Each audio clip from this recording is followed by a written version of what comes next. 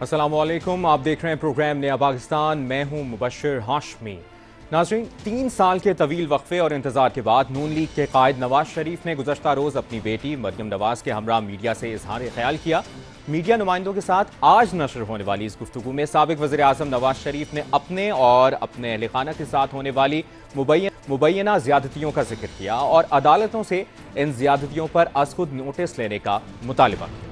जज ने हुजूर सजा दी नहीं है, दिलवाई गई है। फिर ये भी कहा गया कि अगर आपने ऐसा ना किया तो हमारी तो 2 साल की मेहनत जाया हो जाएगी। भाई इतने केसेस के 100 मोटो लिए जाते हैं, नोटिस 100 मोटो नोटिस लिए जाते हैं। भाई इसका भी 100 मोटो नोटिस लो।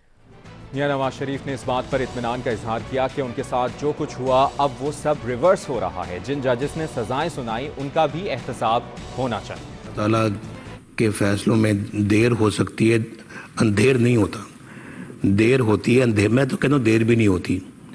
अभी देखें 4-5 सालों के अंदर ही सब कुछ रिवर्स हो रहा है। और उन जजेस ने जिन्होंने नाइंसाफियाँ की हैं, मेरा ख्याल है कि उनको भी हिसाब देना पड़ेगा। उनसे हिसाब लेना भी चाहिए और उनको देना भी पड़ेगा। और मैं समझता हूँ कि पाकिस्तान को हमने आगे चलाना है तो इन लोगों को जो है अकाउंटेबल ठहराना पड़ेगा हमें। इस गुफ्तगू के जवाब में पीटीआई के मरकजी रहनुमा फवाद चौधरी ने नवाज शरीफ पर इस्टेब्लिशमेंट से डील का इल्जाम लगाया और कहा कि नवाज शरीफ बताएं कि वो किस डील के जरिए पाकिस्तान वापस आने की कोशिश कर रहे हैं। एनआरओ हो रहा है और सिस्टम खामोश है। अहम बात यह है कि आज नवाज शरीफ से यह सवाल भी हुआ कि क्या 2023 के आम इंतखाबात में वो वज़ीर आज़म के उम्मीदवार होंगे, जिसके जवाब में नवाज शरीफ मुस्कुराए और फिर कहा इंशाअल्लाह। इसके अलावा पीटीआई का मुमकिना लॉन्ग मार्च रोकने के लिए विफाकी हुकूमत ने इस्लामाबाद के अहम पॉइंट्स पर मजीद कंटेनर्स लगाने का सिलसिला तेज कर दिया है। इन तमाम मामलात पर बात करने के लिए हमारे साथ मौजूद हैं सीनियर सलाहकार शाहजेब खानजादा साहब और सीनियर सहाफ़ी तज़कियाकार सुहेल बड़ाइच साहब। सबसे पहले शाहजेब, आपसे गुफ्तगू का आगाज़ करेंगे। आज जो नवाज शरीफ साहब ने गुफ्तगू की है वो आपके सामने है। उन्होंने बताया कि उन पर और उनके अहल खाना को इंतकाम का निशाना बनाया गया। आपके ख्याल में इस तमाम तर गुफ्तगू का सियासी फायदा क्या होगा साबिक वज़ीर आज़म नवाज शरीफ को, और क्या पाकिस्तान वापस आने से पहले उन्हें कोई अदालती रिलीफ मिल सकेगा? देखिए, मकसद तो जाहिर है उनका एक पॉलिटिकल नैरेटिव बनाना है। जो बातें उन्होंने की हैं वो सारा सियासी रिकॉर्ड का हिस्सा है। जो भी 2014-15 के बाद एक पूरी सियासी मैनिपुलेशन हुई, उन्हें बाहर किया गया और फिर क्या मामलात हुए और मुल्क का क्या हाल हुआ। मगर मेरा ख्याल है कि आइंदा आने के लिए ही वो अपना पूरा का पूरा बयानिया बना रहे हैं। और मुझे दिलचस्प बात यह है कि उन्होंने आज बार बार इस बात पर एम्फसाइज किया, जोर दिया कि 2017 में जब मैं गया तो फिर पाकिस्तान कैसा था, किस तरह हमने दहशतगर्दी से जान छुड़ाई, किस तरीके से हमने लोड शेडिंग से जान छुड़ाई, मईशत कैसे ठीक थी, महंगाई कैसे कंट्रोल में थी। यानी कि वो अपने जाने के बाद के जो वक्त था, शायद हसन अब्बासी साहब का हो जिसमें ज़ाहिर रुपया गिरा, फिर इमरान खान साहब के पौने 4 साल हो या हालिया टाइम हो, उससे अपने जो मामलात हैं उसे नहीं ओन कर रहे हैं। वो यही बता रहे हैं आवाम को कि 2017 तक का मुल्क कैसा था। अब बड़ा दिलचस्प होगा क्योंकि इमरान खान साहब अपने पौने 4 साल की जो कारकर्दगी है वो चाहते हैं कि आवाम वो भूल जाए और सिर्फ इस हुकूमत के 5-6 महीने की कारकर्दगी पर आवाम फोकस करे। और नवाज शरीफ साहब चाहते हैं कि 2017 में जैसा मैं छोड़ के गया था आवाम को वही बताऊं। तो दोनों अपनी अपनी जगह पर नैरेटिव सेल करने की कोशिश करेंगे। देखने कौन कामयाब होता है। नवाज शरीफ साहब की आज की जो मीडिया टॉक है, क्योंकि जो उनके साथ हुआ, जातियां हुई, वो तो पूरा रिकॉर्ड का हिस्सा है ही। अक्सर वो भी बात करते रहे, मरीम नवाज साहबा भी करती रही, ज्यादा पैशन से कर रहे थे। मगर ज्यादा तवज्जो मेरा ख्याल है उनकी यही नजर आ रही थी कि आगे जाके मैंने जो कैंपेन बनानी है वो ना इस हुकूमत की कारकर्दगी को ओन करके बना सकता हूँ, न मेरे जाने के बाद की कारकर्दगी को ओन करके बना सकता हूँ, बल्कि 2017 में मैं कैसा पाकिस्तान छोड़ गया था और उसके बाद क्या हुआ उसकी बुनियाद पर बना सकता हूँ। सही। और जिस तरह यकीनी तौर पर 2017 में हालात डिफरेंट थे और आज और इमरान खान के दौर का मवाजना, बिल्कुल आपने जो बात की है। साथ ही नवाज शरीफ ने यह भी मुतालबा किया है शाहजेब कि उनके साथ बहुत ज्यादती की गई, इसलिए अदालतों को इसका सो मोटो लेना चाहिए। तो क्या आपको लगता है कि उनकी अपील पर इदारे हरकत करेंगे या सो मोटो लिया जाएगा? देखिए, कैसे लिया जाएगा, हमें इदराक तो नजर आता है, कहीं ना कहीं एहसास भी नजर आता है, मगर ऐसा लगता है कि एक फैसले में एहसास हुआ है तो दूसरे में फिर वो गलतियां दोहराते नजर आते हैं कि फिर साथी जजेस ही कह रहे होते हैं कि आपने कॉन्स्टिट्यूशन को रीराइट कर दिया है। मौजूदा चीफ जस्टिस ने ये फैसला दिया था कि ताहयात नाअहली होनी चाहिए 65 के तहत। अब मौजूदा चीफ जस्टिस ने ही फरमाया है कि जो ये ड्रेकोनियन है, जालिमाना है, इस तरीके से 62 के तहत ताहयात नाअहली, हालांकि 62 में आइन में तो नहीं लिखा हुआ कहीं पे भी कि नाअहली ताहयात होगी। मौजूदा चीफ जस्टिस ने फैसला दिया और उसमें बाकायदा तौर पर उन्होंने एक्सप्लेन किया जमहूरी रिवायात, बरतानिया की मिसालें, इस्लामी प्रिंसिपल्स के तहत भी किस तरीके से ये जो नाअहली है ये ताहयात होनी चाहिए। वही कह रहे हैं कि ये जालिमाना है। मगर हमने देखा कि फिर मौजूदा एक 63A का फैसला आया जिस पर सीनियर वकला ने भी और उस बेंच में शामिल 2 जजेस ने डाइसेंटिंग नोट लिखा कि ये तो कॉन्स्टिट्यूशन को रीराइट करने के बराबर है। तो ऐसा लगता है कि किसी एक फैसले में एहसास भी होता है, कहीं ना कहीं गलतियां दोहराई भी जाती हैं। सू मोटो की उम्मीद नवाज शरीफ साहब रखें, लगता मुश्किल है। हमें ये जरूर नजर आया है कि जो पॉलिटिकल इंजीनियरिंग थी उसका सिलसिला रिवर्स होना जरूर शुरू हुआ है, फैसलों की हद तक, पॉलिसीज की हद तक। बट कोई सू मोटो होगा जिसमें इस बात को माना जाएगा कि बड़ी ज्यादतियां हुई और इन चीजों को रिवर्स किया जाएगा, वो कम से कम मेरा ख्याल अगले 6-8 माह में तो मुश्किल नजर आता है। आपको क्या लगता है वड़ाई साहब, जिस तरह शाहजेब भी जिक्र करें, क्या आपको लगता है कि किसी भी किस्म का रिलीफ मिलने की उम्मीद है, और क्या पाकिस्तान वापस आने से पहले उन्हें कोई अदालती रिलीफ मिल सकता है साबिक वज़ीर आज़म को? देखें, उनकी ख्वाहिश तो यही है कि जाहिर है कि उनको जहाँ बाकी लोगों को रिलीफ मिला है उनको भी मिले। और दूसरा वो अब काफी अरसे से जो उनका अब जो बयानिया है वो भी यही है। पहले अगर मिलिट्री एस्टेब्लिशमेंट को वो मुखातिब करते थे तो अदलिया को साथ मुखातब नहीं करते थे, लेकिन अब उनका जो मौजू गुफ्तगू है और उनका रुख गुफ्तगू जो है वो अदलिया की तरफ है। अब उनका नया बयानिया भी यही है कि अदलिया जो है उसने उनके साथ ज्यादतियां की हैं और अदलिया उनके साथ ज्यादती कर रही है और अदलिया को उनको रिलीफ देना चाहिए और अदलिया को उनके साथ इंसाफ करना चाहिए। शाहजेब, तहरीक इंसाफ इस पूरे मामले को एनआरओ और डील से तशबीह दे रही है, और जिस तरह हुकूमती वज़रा के केसेस खत्म हो रहे हैं इसे अपने मौक़िफ़ की जीत करार दे रही है कि इमरान खान ने तो पहले ही कहा था कि पीडीएम का असल मकसद अपने केसेस खत्म करवाना है। फवाद चौधरी ने आज नवाज शरीफ पर इस्टेब्लिशमेंट से डील का इल्जाम लगाया और कहा कि आप एनआरओ की तफसीलात कौम के सामने रखें। आप इस मामले को कैसे देख रहे हैं शाहजेब? देखिए जी, एनआरओ का तो एक बयानिया है जो तहरीक इंसाफ बनाती आई है, मगर असल में तो ये एनआरओ तो क्या है, ये तो वो जो पॉलिटिकल इंजीनियरिंग है वो आहिस्ता आहिस्ता जो एक नट बोल्ट उसके थे वो ढीले होने के बाद ऐसा लगता है कि निकल रहे हैं और वो पूरा का पूरा एक जो प्रोसेस था वो रिवर्स हो रहा है। असल में तो ये जो केसेस थे ये जेन्युइन थे नहीं, वो हमें नजर आया कि एक पॉलिटिकल इंजीनियरिंग का और पॉलिटिकल विक्टिमाइजेशन का हिस्सा थे। अगर आपने करप्शन साबित करनी थी, जेन्युइन अंदाज में केस बनाते, जेन्युइन अंदाज में मामला चलते और साबित होता आवाम के सामने कि कुछ करप्शन थी या नहीं। जिस तरीके से केसेस बनाए गए उसके बाद तो टारगेटिंग ही साबित हुई, जिस तरीके से मॉनिटरिंग जज, जिस तरीके से बेंच बनाना, एक रिसीवेबल सैलरी पर प्राइम मिनिस्टर को निकाल देना। और मरियम नवाज साहिबा का तो जो केस है उसमें तो फैसला इस्लामाबाद हाई कोर्ट ने तहरीक इंसाफ की हुकूमत में दे दिया था और मेरिट्स पर सवालात उठा दिए थे। उसके बाद भी 3-3.5 साल उन्हें रिलीफ नहीं मिला। तो सवाल तो ये पैदा होता है कि ये जो पूरी पॉलिटिकल इंजीनियरिंग हुई तो वो रिवर्स हो रही है, तो उसके तो फिर नून लीग बयानिया बना पाएगी कि हमारे साथ जो ज्यादतियां हुई और गलतियां हुई उनको रिवर्स किया जा रहा है, या इमरान खान ये बयानिया बनाने में कामयाब होंगे कि इनको लाया गया और इनके केसेस माफ कराए जा रहे हैं। तो ये अब दोनों के लिए एक चैलेंज है कि नवाज शरीफ साहब अपना बयानिया बनाने में कामयाब होते हैं, इमरान खान। नवाज शरीफ साहब अपना बयानिया बनाने में कामयाब हो जाएंगे वड़ाई साहब, आपको क्या लगता है?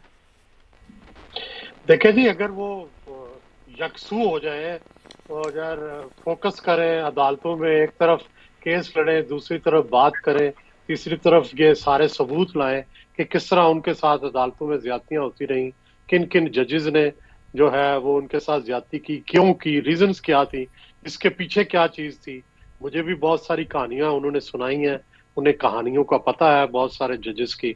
वो अगर सारी सामने आ गई तो डेफिनेटली नवाज शरीफ का जो केस है वो काफी हद तक गलत साबित हो जाएगा लोगों की नजरों में। सही। और शाहजेब, एक बहुत इंपॉर्टेंट अभी जो आने वाले दिनों में किसी भी वक्त उसकी तारीख आ सकती है, पीटीआई मुसलसल लॉन्ग मार्च की धमकी दे रही है। हुकूमत ने भी लॉन्ग मार्च ताकत से रोकने की ठान ली है। आए दिन हम देखते हैं कि बयानात सामने आ रहे हैं। आपको लगता है कि आने वाले दिनों में मामला तसादुम और टकराव की तरफ जा सकते हैं? इसका हल क्या नजर आता है आपको?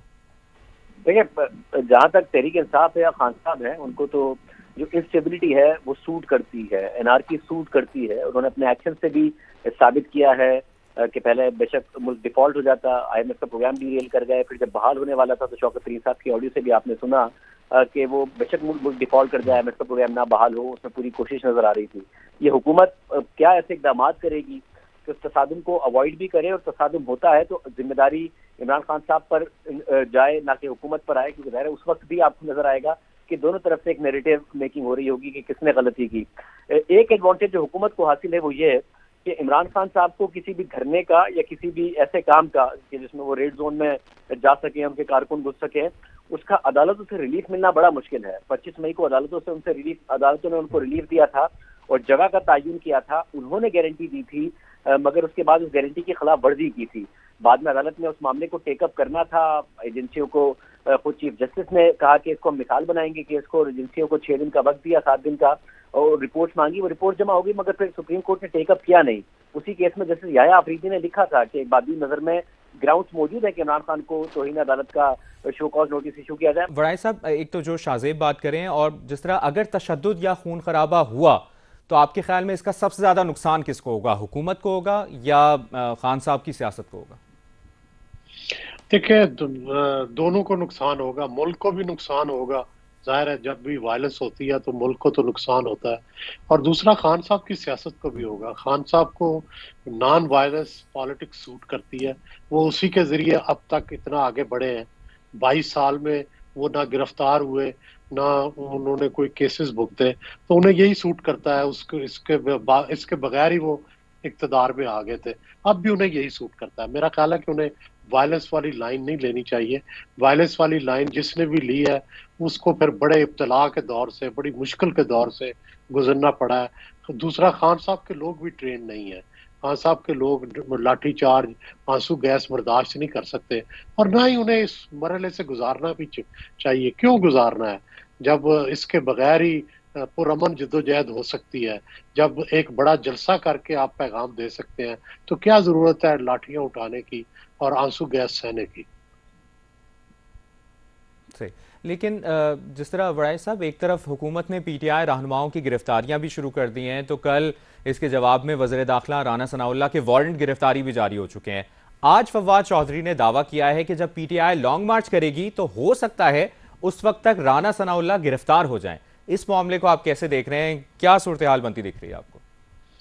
मेरा ख्याल है ये दोनों तरफ का ट्रेंड गलत है। ना तो पीटीआई के लोगों को गिरफ्तार करना चाहिए गैर जरूरी तौर पर, सिर्फ उन्हें डराने के लिए या धमकाने के लिए, और ना ही ये जो वजीर दाखिला, वफाकी वजीर दाखिला को गिरफ्तार कर लिया अगर, तो ये तो दुनिया भर में मजाक बन जाएगा। तो मेरा ख्याल है ना ये मजाक बनाना चाहिए, तो दोनों फरीकों को जो रूल्स ऑफ द गेम है उसके मुताबिक चलना चाहिए। ना सूबे को जो है वो धरना में शामिल होना चाहिए, ना सूबाई हुकूमतों को शामिल होना चाहिए। इसको एक पॉलिटिकल लॉन्ग मार्च अगर रखना है तो वो रखें। अगर सूबाई हुकूमतें भी शामिल होंगी तो ये तो सूबाई हुकूमतों का वफाक के खिलाफ दावा हो जाएगा, जो कि मुल्क के वफाक के खिलाफ होगा, मुल्क की सालमियत के खिलाफ होगा। पंजाब पुलिस किसका साथ देगी, खैबर पख्तूनख्वा पुलिस किसका साथ देगी, क्या रेंजर्स उन्हें रोकेगी, क्या फौज उन्हें रोकेगी? अजीब एक मामला बन जाएगा। इस तरफ नहीं जाना चाहिए। खान साहब को समझना चाहिए कि इससे बहुत बेचैनी बढ़ेगी और इससे वायलेंस जो है उसको फरोग मिलेगा। देखना होगा कि खान साहब अपने मकसद में कामयाब होते हैं नहीं, और मामलात किस तरफ जा रहे हैं उसमें वक्त ही बेहतर फैसला करेगा। और साथ ही हुकूमत तमाम तर मामले को टैकल करती है, ये भी एक बहुत बड़ा चैलेंज होगा। हमारे साथ मौजूद थे सीनियर सहाफ़ी तजियाकार शाहजेब खानज़ादा और सीनियर सहाफ़ी तजियाकार सुहेल वड़ाई साहब। आप दोनों के वक्त का बहुत बहुत शुक्रिया। नाज़रीन, प्रोग्राम नया पाकिस्तान में अभी वक्त हुआ एक ब्रेक का, ब्रेक के बाद दोबारा वापस आते हैं।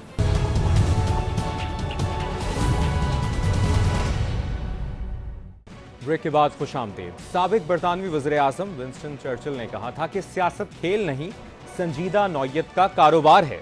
16वीं सदी के यूरोपीय सियासी मुफक्किर निकोलो मिकाउली लिखते हैं कि सियासत का अखलाकियात से कोई लेना देना नहीं है, और अब ऐसा लगता है कि हमारे सियासी रहनुमाओं ने सियासत को कारोबार ही बना लिया है, जिसमें अखलाकियात का कोई अमल दखल नहीं है। ऐसा लगता है कि मुल्की सियासत आजकल हूबहू इन्हीं उसूलों पर चल रही है, और एमक्यूएम ने इसमें पीएचडी कर ली है। वो एमक्यूएम जो कामरान टिसूरी को पैराशूटर कहती थी कि कामरान टिसूरी की कोई अहलियत, कोई सलाहियत और कोई मेरिट नहीं है। एमक्यूएम पाकिस्तान के रहनुमा अपने पुराने साथी फारूक सत्तार से सवाल करते थे कि फारूक भाई बताएं कि कामरान टिसूरी में ऐसा क्या कमाल है या ऐसी कौन सी मजबूरी है जो कामरान टिसूरी को नवाजा गया है। उसी एमक्यूएम ने कामरान टिसूरी को सिर्फ डेप्यूटी कन्वीनर के तौर पर ही पार्टी में वापस नहीं लिया और आज कामरान टिसूरी को गवर्नर सिंध भी बना दिया गया है। इमरान इस्माइल के ओहदा छोड़ने के बाद कामरान टिसूरी के गवर्नर सिंध के ओहदे पर तैनाती ने सबको हैरान कर दिया है और सबसे हैरानी की बात यह है कि एमक्यूएम पाकिस्तान ने खुद गवर्नर सिंध के लिए कामरान टिसूरी के नाम की तजवीज़ दी थी। वही कामरान टिसूरी जिनकी वजह से 2018 के आम इंतखाबात से पहले एमक्यूएम में फूट पैदा हुई, जिनकी वजह से एमक्यूएम पाकिस्तान के साबिक सरबराह फारूक सत्तार को पार्टी से फारिग किया गया और इन्हीं की कुछ रोज पहले राबता कमेटी में वापसी पर पार्टी में फिर इख्तलाफ पैदा हुए और आज उन्हें ही गवर्नर सिंध लगा दिया गया है। टिसूरी की गवर्नर तैनाती पर एमक्यूएम रहनुमा ख्वाजा इजहार और वसीम अख्तर ने उन्हें मुबारकबाद दी है और एमक्यूएम पाकिस्तान ने इस हवाले से जो बयान जारी किया उसमें बताया कि एमक्यूएम पाकिस्तान की जानिब से पहले मरहले में जो 5 नाम दिए गए थे उनमें कोई पेशरफ्त नहीं हो सकी, जिसके बाद मुशावरत से साबिक एमएनए अब्दुल वसीम और कामरान टिसूरी के नाम विफाक को भेजे गए और सदर मुमलिकत ने दूसरे मरहले पर भेजे जाने वाले नामों में से कामरान टिसूरी को बहैसियत गवर्नर सिंध मंजूर कर लिया। यहाँ पर अहम बात यह है कि एमक्यूएम कामरान टिसूरी की बतौर गवर्नर तकर्री के फैसले को ओन कर रही है। वही कामरान टिसूरी जिन्हें कुछ अरसा पहले तक एमक्यूएम पैराशूटर कहती थी, जिनकी अहलियत पर सवाल उठाती थी, जिन्हें फारूक सत्तार की एटीएम कहा जाता था, आज वही टिसूरी खालिद मकबूल की एमक्यूएम की आंखों का तारा बन गए। आपने सुना एमक्यूएम पाकिस्तान के रहनुमाओं का कामरान टिसूरी के बारे में क्या मौक़िफ़ था। सिर्फ ये नहीं, जब एमक्यूएम के सरबराह खालिद मकबूल ने कामरान टिसूरी की 6 माह के लिए रुकनियत मुअत्तल की थी तो खालिद मकबूल ने कहा था कि लोग हमसे सवाल करते हैं कि कामरान टिसूरी में ऐसा क्या कमाल है और एमक्यूएम की ऐसी कौन सी कमजोरी है जो टिसूरी के खिलाफ एक्शन नहीं लेते। हमारे कारकुनान ये सवाल करते हैं कि ऐसी कौन सी मजबूरी है एमक्यूएम की, ऐसी कौन सी कमजोरी है एमक्यूएम की, ऐसा क्या कमाल है कामरान टिसूरी भाई में कि उनको आप लोगों ने इतनी तसलसल के साथ भी तंजीम की खिलाफ वर्जियों में एक घंटे के लिए भी मुअत्तल नहीं किया। और आज यही सवाल सब खालिद मकबूल से पूछ रहे हैं कि कामरान टिसूरी में ऐसा क्या कमाल है या एमक्यूएम की कौन सी मजबूरी है जिसकी वजह से उन्हें गवर्नर सिंध बनाया गया है। ऐसा नहीं था कि सिर्फ एमक्यूएम के अक्सर रहनुमा ही कामरान टिसूरी को नापसंद करते थे, बल्कि कामरान टिसूरी की खुद अपनी राय के अक्सर रहनुमाओं के खिलाफ थी। पार्टी क़यादत से इख्तलाफात के बाद कामरान टिसूरी ने 3 दिसंबर 2017 को डिप्टी कन्वीनर की हैसियत से इस्तीफ़ा दिया था और अहम बात यह है कि जब रवां साल NA 245 की नशस्त पर ज़मीनी इलेक्शन से पहले फारूक सत्तार को एमक्यूएम में वापस लाने की कोशिश की गई तो फारूक सत्तार ने कामरान टिसूरी की वापसी का मुतालिबा भी सामने रखा, मगर रोजनामा डॉन की खबर के मुताबिक फारूक सत्तार को वाज़ेह अल्फाज में बताया गया कि पार्टी में कामरान टिसूरी की कोई जगह नहीं है और वो सिर्फ एक वर्कर की हैसियत से पार्टी में शामिल हो सकते हैं। मगर फिर रवां साल सितंबर के पहले हफ्ते में एमक्यूएम के सीनियर रहनुमाओं की एक अहम मीटिंग हुई जिसमें एमक्यूएम को बताया गया कि कामरान टिसूरी को पार्टी में शामिल करें और उन्हें पुराने ओहदे पर बहाल करें और इसके कुछ ही रोज बाद 10 सितंबर को वो अचानक डिप्टी कन्वीनर की हैसियत से पार्टी में दोबारा शामिल हो गए। यानी फारूक सत्तार कामरान टिसूरी को पार्टी में लाना चाहते थे, मगर उनकी तो ना सुनी गई और ना ही फारूक सत्तार की एमक्यूएम में वापसी हुई। मगर कामरान टिसूरी अचानक पार्टी में वापस आए, डिप्टी कन्वीनर भी बने और सिर्फ डिप्टी कन्वीनर ही नहीं बने बल्कि पार्टी की ख्वाहिश पर सिंध के गवर्नर भी बन गए। इन तमाम मामलात पर बात करेंगे। हमारे साथ मौजूद हैं एमक्यूएम के सीनियर रहनुमा इजहारुल हसन साहब। बहुत शुक्रिया आपके वक्त के लिए ख्वाजा इजहार साहब। ये तो सुना है कि सियासत के सीने में दिल नहीं होता, सियासत में इखलाकियात का कोई काम नहीं, मगर एमक्यूएम ने तो इंतहाई कर दिया है। जिस शख्स की वजह से पार्टी में फूट पड़ी, जिसकी वजह से आपने फारूक सत्तार को पार्टी से निकाला, जिन्हें हर बुराई का जिम्मेदार समझा गया, आपने उन्हें ही गवर्नर सिंध बना दिया। देखें, सियासी जमातों के इख्तलाफात कोई एमक्यूएम का ना पहला है ना आखिरी है। क्या पीएमएलएन से टूटकर पीएमएल क्यों नहीं बनी? क्या पीपल्स पार्टी पार्लियामेंटेरियन नहीं बनी? क्या 4 अंकल्स ने जो पार्टी के सतून थे उन्होंने छोड़ नहीं दिया पार्टी को और अपनी जमातें बना ली? फंक्शनल का कहां से वजूद में आया? तो ये सिर्फ एमक्यूएम का मसला नहीं है, इख्तलाफ जरूर है।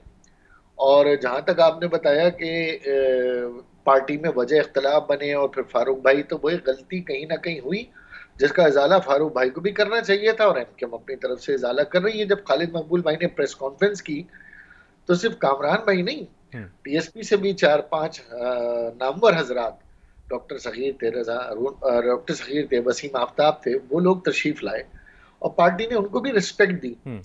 अब यकीनन ये है कि हमारे एक गवर्नर की स्लॉट खाली थी और उस स्लॉट के लिए ज़ाहिर और मजीद इसी अजाले की सूरत में आपने इनको गवर्नर बना दिया, इनका नाम तजवीज़ कर दिया। देखिए, पहले 5 नाम हमने गवर्नर के लिए दिए, मेरी समझ में नहीं आया कि प्रेसिडेंट हाउस से उन नामों पे क्या ऑब्जेक्शन लगा। शायद ये मरहला तय हो जाता तो ज्यादा आसान होता कि हमारे इन 5 नामों में नसीम जलील बाजी थे, आमिर भाई थे, वसीम अख्तर भाई थे और दीगर नाम थे, उनमें ऐसा क्या एतराज था। लेकिन बहरहाल वो नहीं हुआ, तो उसके बाद 2 नाम और भेजे गए, अब्दुल वसीम भाई और कामरान भाई। तो अब्दुल वसीम भाई भी हो सकते थे, कामरान भाई भी हो सकते थे, लेकिन जाहिर है ये प्रोरोगेटिव प्रेसिडेंट साहब का और विफाकी इस्टेब्लिशमेंट और विफाकी हुकूमत की क्लियरेंस का मामला था, कामरान भाई का नाम आ गया। अच्छा, ये नाम कोई पहली बार तो नहीं आया। मेरी बात बताइए कि जब एमकेएम की तरफ से आसिफ अली जरदारी साहब को प्रेसिडेंट बनाया था, नॉमिनेट किया था, उस वक्त भी बड़ी हाहाकार मची थी मुल्क में, लेकिन आसिफ अली जरदारी साहब प्रेसिडेंट रहे, टेन्योर पूरा किया और आज तक एक कामयाब सियासतदान की हैसियत से चल रहे हैं। इशरत इबाद साहब तशरीफ लाए थे तो बड़ी मनफी रिपोर्टिंग हुई थी उनके खिलाफ, आए, गवर्नर बने, एक तवील अरसे का रिकॉर्ड कायम किया और एक कामयाब गवर्नर बने। तो यहां में जहां तक बात है मेरिट की, तो इस मुल्क में अभी भी ख्वाजा इजहार साहब, जरदारी साहब आपके सियासी पार्टनर नहीं थे, उनकी वजह से आपकी अपनी जमात में टूट फूट नहीं हुई थी। आप क्या समझते हैं कि जरदारी साहब जो कि एक तवील अरसे में पाकिस्तान पीपल्स पार्टी से हमारा एक तवील लड़ाई थी और एक ऐसी लड़ाई थी जिसमें दोनों तरफ से न सिर्फ सियासी कैदी बने, दोनों तरफ से मुकदमा बने, जाने गई, आखिरकार अगर एमकेएम की जानिब से और एमकेएम की उस वक्त लीडरशिप की जानिब से जरदारी साहब का नाम आया, तो क्या हमारी सफा में हलचल नहीं मची? पूरे मुल्क के अंदर क्या ये सवाल नहीं पैदा हुआ जो जरदारी साहब पर उस वक्त सवालात उठे हुए थे कि भाई एमकेएम ने क्यों नॉमिनेट किया? लेकिन आखिरकार बने और आखिरकार पूरे पाकिस्तान के तमाम सियासी जमातों में उसी प्रेसिडेंट हाउस में जाकर उन्हीं जरदारी साहब से माफाहमत की सियासत को सीख कर आगे बढ़ाया। मौजूदा हुकूमत में देख लेना, क्या ऐसे बुजुर्ग नहीं बने जो अपने हलके से यूसी के इलेक्शन। आपके कहने का मतलब है ख्वाजा इजहार साहब कि एमक्यूएम ये करती रहती है, अब भी कुछ नया नहीं हो रहा जो आज हुआ? नहीं, ये बात सिर्फ एमकेएम तक नहीं है। अभी राना सनाउल्लाह साहब जो है ना इंटीरियर मिनिस्टर हैं, तो क्या आप मीडिया ने सवालात नहीं उठाए? कादिर पटेल साहब हेल्थ मिनिस्टर लगे तो आप लोगों ने उनकी डिग्रियां नहीं चेक कराई? शेख रशीद साहब रेलवे के मिनिस्टर थे और सबसे ज्यादा हादसे उनके टेन्योर में हुए, तो क्या आप लोगों ने उन्हें रेलवे का लाइसेंस के ऊपर सवाल नहीं किया? तो ये तो हमारे यहाँ उलमा तक को किसी ने नहीं छोड़ा। लेकिन ख्वाजा इजहार साहब, विद इन पार्टी की इस वक्त हम बात कर रहे हैं, कामरान टिसोरी साहब को पैराशूटर कहती थी एमक्यूएम की जमात, और पुराने साथी ये कहते थे कि कोई सलाहियत नहीं है, कोई मेरिट नहीं है। खालिद मकबूल फारूक सत्तार से सवाल करते थे कि वो बताएं कि इनकी क्या कमजोरी है या कामरान टिसोरी का क्या कमाल है जो उन्हें नवाजा जाता है। अब आप बता सकते हैं कि किस मेरिट, अहलियत या सलाहियत की वजह से आपने कामरान टिसोरी को गवर्नर लगाया? देखिए, पहली चीज तो मैंने आपसे बताया ना कि इस वक्त भी पाकिस्तान के मुख्तलिफ ओहदों पर जितने लोग बराजमान हैं उनका मेरिट का तकर्रुर आप कर लें तो मुझे बता दें, फिर मैं इनको जस्टिफाई करता हूं कि कौन सा ऐसा ओहदा है जो कि बड़ा मेरिटोरियस रहा और उस पर मेरिटोरियस शख्स लगा हुआ है। एक चीज थी, एक नाम आया, लेकिन एटलीस्ट उनकी सियासी जमात उनसे खुश थी, अपनी सियासी जमात की तरफ से वो आगे आए थे। यहां तो टूट फूट की वजह यह बने, कामरान टिसोरी का जो रोल रहा है, जो इख्तलाफात रहे हैं, जो तलखियां रही हैं, वो तो सबके सामने, उनके बयानात या एमक्यूएम के जो दीगर रहनुमा हैं उनके बारे में क्या राय रखते थे, वो भी बयानात किसी से ढके छुपे नहीं है। अभी भी हो सकता है लोगों की राय इख्तिलाफ में हो, अभी भी हो सकता है, इसमें कोई शक नहीं है, और ये तो अच्छी बात है कि लोग अपनी इख्तिलाफ रखें। लेकिन अब मसला ये कि जिस मनसब के ऊपर उनको प्रेसिडेंट आरिफ अलवी साहब ने एंडोर्स किया है, कामरान साहब पर जिम्मेदारी बहुत ज्यादा बनती है कि उन तमाम अफवाहों को, उन तमाम चीजों को वो किस तरह से नेगेट करते हैं और किस तरह अपने आप को साबित करते हैं। मनसब हासिल करने ना ये हक नहीं होता, मनसब पर बैठकर मनसब के मुताबिक अपने आप को जस्टिफाई करना ये इंसान की कामयाबी, और हम उनके लिए दुआ गए और चाहते भी हैं कि अब उनके ऊपर बहुत ज्यादा जिम्मेदारी है, और जो उनके साथ तवक्कुआत, जो उनके साथ वादे, जो उनके साथ कमिटमेंट या उन पर जो जिम्मेदारी आयद की गई है, वो उसको बस खुश हसलूबी से निभाएंगे, तभी इन तमाम बातों का जवाब आवाम के सामने आएगा। ख्वाजा साहब, बतौर एमक्यूएम के सीनियर रहनुमा, आप इस तैनाती पे खुश हैं या मुतमईन हैं? देखें, बात यह कि इस तैनाती पे खुश और मुतमईन वो शख्स हो जिसका जाती मफाद हो। मुझे तो ये देखना है जाती तौर पर कि वो इसे निभाते किस तरह, वो इस ओहदे को निभाते किस तरह। न सिर्फ दुआ है बल्कि सियासी सपोर्ट भी देंगे। लेकिन अब हम समझते हैं कि गवर्नर हाउस एक ऐसा आईनी ओहदा है जिसमें विफाक, इस्टेब्लिशमेंट और सूबाई हुकूमत के दरमियान एक अच्छा वफामती किरदार अदा हो सकता है।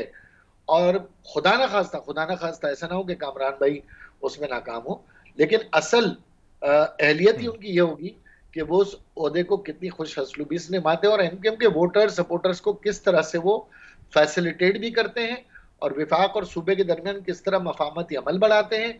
शहरी सिंध की महरूमियों को किस तरह से वो दूर करने में इस ओहदे का इस्तेमाल करेंगे। और अगर इस ओहदे का इस्तेमाल सही तरीके से हुआ तो हमारा फैसला भी दुरुस्त होगा और गवर्नर की भी जस्टिफिकेशन खुद ब खुद आवाम के सामने आएगी। ताहम अच्छा, क्या आप ये कंफर्म कर सकते हैं कि क्या किसी किस्म का कोई दबाव तो नहीं था गवर्नर सिंध बनाने के लिए कामरान टिसोरी को? और एक ये सवाल, और दूसरा सवाल ये कि क्या वो अपनी खुशी से उन्हें ये ओहदा दिया गया? देखिए, दबाव ये जरूर हमें महसूस हुआ कि हमारे जो पिछले 5 नाम थे उनकी जस्टिफिकेशन क्यों नहीं दी गई। ये हमारा एक क्वेश्चन जरूर है कि आखिरकार उन नामों में क्या था और ऐसा क्या क्राइटेरिया है कि आइंदा भी अगर इस तरह के नाम देने पड़े तो एमकेएम को आसानी हो। लेकिन बहरहाल इस मामले पर कोई दबाव नहीं है, एक फैसला हुआ, प्राप्ता कमेटी के तमाम लोग भी बैठे थे और उसमें शामिल मर्जी हैं और उसके बाद उनको दिया गया। लेकिन हाँ, ये मनसब काफी बड़ा है और इसकी जिम्मेदारी को अदा करते हुए बहैसियत गवर्नर कामरान साहब को खुद इसकी हसासियत का अंदाजा है।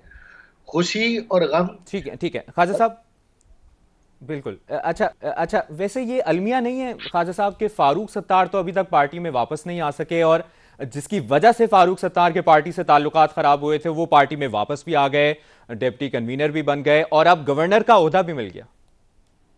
बड़ा अहम सवाल आपने किया। मेरा ये ख्याल है कि फारूक भाई के लिए भी हमारे दरवाजे बिल्कुल खुले हैं। ख्याल क्या है, बल्कि मैं आपको बड़ी जिम्मेदारी से कह रहा हूँ। लेकिन अब ये सवाल मुकम्मल तौर पर फारूक भाई के ऊपर बनता है कि आखिरकार वो सियासी तौर पर अपने आप को क्यों उन्होंने इतना आइसोलेट कर रखा है। ये मेरा ख्याल क्वेश्चन बिल्कुल पर्टेन करता है क्योंकि दरवाजे खुले हैं उनके लिए से। और वो तो ये कहते थे कि मैं बुजुर्गों की वजह से वापस नहीं आ रहा। फारूक भाई के पास इस सवाल में थोड़ी कंफ्यूजन थी। मुझे नहीं पता कि ये किसने उन्हें कम्युनिकेट किया, लेकिन ऐसा कुछ नहीं है। अगर एमकेएम फैसला साजी कर चुकी है और हम आज भी आपको कह रहे हैं कि कोई दबाव नहीं है, ना फारूक भाई को कोई बुजुर्गों का दबाव महसूस करना चाहिए। और मुझे नहीं पता ये बुजुर्गों की टर्मिनोलॉजी कहाँ से आई है। एमकेएम में जो बुजुर्ग हैं राब्ता कमेटी में, वो सब इस फैसले पर राजी हैं। बहुत बहुत शुक्रिया आपका। एमकेएम के सीनियर रहनुमा कासन साहब हमारे साथ मौजूद थे और अपना मौक़िफ़ पेश कर रहे थे। कामरान टिसोरी और एमकेएम की तलखियाँ, बयानात किसी से ढके छुपे नहीं हैं और आज उन्हें गवर्नर तैनात किया गया, इस पर हमने बात की। प्रोग्राम में वक्त हुआ एक ब्रेक का। ब्रेक के बाद दोबारा वापस आते हैं।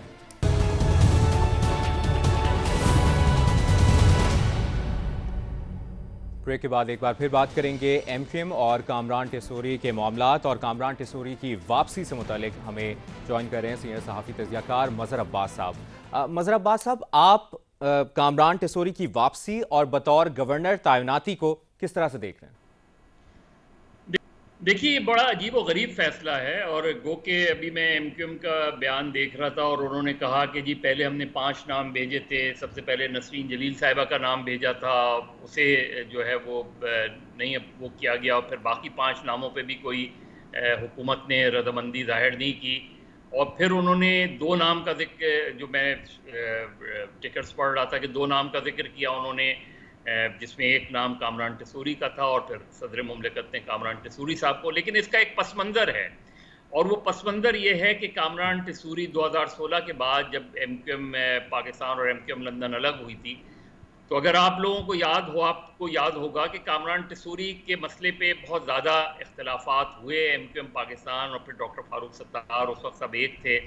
लेकिन फिर उसके बाद कामरान टिसोरी के ही मसले पे फिर फारूक सत्तार और एमकेएम पाकिस्तान में अलहदगी हो गई। और उसके बाद हमने देखा कि अभी हाल ही में जब कामरान टिसोरी वापस आए तो फिर भी एमक्यूएम राब्ता कमेटी, एमक्यूएम पाकिस्तान की राब्ता कमेटी के अंदर उन पर शदीद जो है वो इख्तलाफात सामने आए और इस हद तक हुआ कि उनको फिर राब्ता कमेटी से हटाना पड़ा या राब्ता कमेटी को अपने फैसले को वापस लेना पड़ा। अब किसी ऐसे शख्स को जिसके बारे में इतना तनाज़ा हो, उसको ये कहना कि एमक्यूएम पाकिस्तान की सिफारिश पे गवर्नर बना दिया गया, ये मेरा ख्याल है हमारी सियासत की बेचारगियां हैं। और ये सियासत की बेचारगियां ख़ास तौर पे हमारी सियासी जमातों की बेचारगियां हैं कि बाज़ मामलात में वो इतने जो है वो बेबस नज़र आते हैं कि उन्हें किसी की पसंद नापसंद की बुनियाद पे फैसलों को कबूल करना पड़ता है। एमक्यूएम पाकिस्तान का ही अगर आपको याद हो कि जब फर्रुख नजीम साहब को जो है वजीर कानून बनाया गया तो एमक्यूएम मुसलसल ये स्टैंड लेती रही कि ये हमारे वजीर नहीं है, इनको बनाया ज़रूर गया है, ये सेनेटर हमारे उस पर ज़रूर बने लेकिन ये हमारे वजीर नहीं है। अब ये जो सूरत हाल हो, और ऐसी कि एमक्यूएम माजी में भी कोलिशन पार्टनर का हिस्सा रही, पीटीआई के ज़माने में भी और आज भी वो है कोलिशन पार्टनर, लेकिन ना वो अपने सेक्टर खुलवा सकते हैं, ना वो अपने यूनिट खुलवा सकते हैं, ना वो अपने बाज़ मुतालबात मनवा सकते हैं। और बाज़ मुतालबात में माजी में इमरान खान भी बेबसी का इजहार करते थे, आज शहबाज शरीफ भी बेबसी का इजहार करते हैं। तो इस बेचारगी की सियासत में फिर हम जब ये पोजीशन कहीं से आवाज़ आती है कि बिल्कुल सियासत से कोई ताल्लुक़ नहीं है, तो फिर ये डाउट्स क्रिएट होते हैं। ये पॉलिटिकल इंजीनियरिंग इस तरीके से अगर की जाएगी तो इसका कोई पैगाम अच्छा नहीं जाता। एमक्यूएम पाकिस्तान बहुत मुश्किल सूरत हाल में है। लोकल बॉडीज़ इलेक्शंस अभी आने वाले हैं, उसमें पता चल जाएगा कि उनको किस हद तक पजीराई हासिल है। लेकिन इस फैसले ने बहुत से सवालात खड़े कर दिए हैं। इस फैसले ने खुद एमक्यूएम के अंदर बहुत से सवालात खड़े कर दिए हैं। यही बात मजहर साहब, और जिस तरह कामरान टिसोरी साहब की तो वापसी भी हुई और बतौर गवर्नर तैनाती भी हो गई है, फारूक सत्तार साहब का मुस्तकबिल आप क्या देख रहे हैं? क्या उनकी वापसी होगी या वो क्या फैसला ले सकते हैं? जी, मेरा ख्याल है एक कोशिश ज़रूर होगी कि फारूक सत्तार वापस आए। माजी में भी होता रहा है, बीच में एक कोशिश हुई कि एमक्यूएम के मुख्तलिफ ग्रुप एमक्यूएम लंदन को छोड़ के वो सब एक हो जाएं। मेरा ख्याल है 1-2 साल पहले या कराची के एक 5 स्टार होटल में तकरीबन ये बात तय भी हो गई, तमाम लीडर्स ने आने की हामी भी भर ली, लेकिन फिर यकायक जो है मुख्तलिफ जगहों पे कॉल्स गई और उसके बाद वो कॉन्फ्रेंस नहीं हो पाई। अभी हाल ही में भी कोशिश की गई थी कि जी पाक सरजमीन पार्टी, महाजर कौमी मूवमेंट, एमक्यूएम पाकिस्तान और डॉक्टर फारूक सत्तार का ग्रुप ये सब एक हो जाएं। लेकिन जहां पार्टीज़ के अंदर और ग्रुप्स के अंदर जो है वो ज़ाती मामलात हैं और इख्तलाफात हैं, वहाँ जो ये आउटसाइड इंटरफेरेंस नज़र आती है हमें, यानी एमक्यूएम पाकिस्तान जिस वक्त पीटीआई के साथ थी उस वक्त किन शराइत पे थी और किसके कहने पे थी, और जब पीटीआई से निकली जो है अदम एतमाद की तहरीक के वक्त वो किसके कहने पे निकली। तो अगर कहनों पे, किसी के कहने पे पार्टी बनाना और किसी के कहने पे पार्टी निकालने का अमल जारी रहेगा तो पाकिस्तान में सियासत ना मजबूत होगी, ना मैच्योर होगी, ना डेमोक्रेसी आगे बढ़ेगी।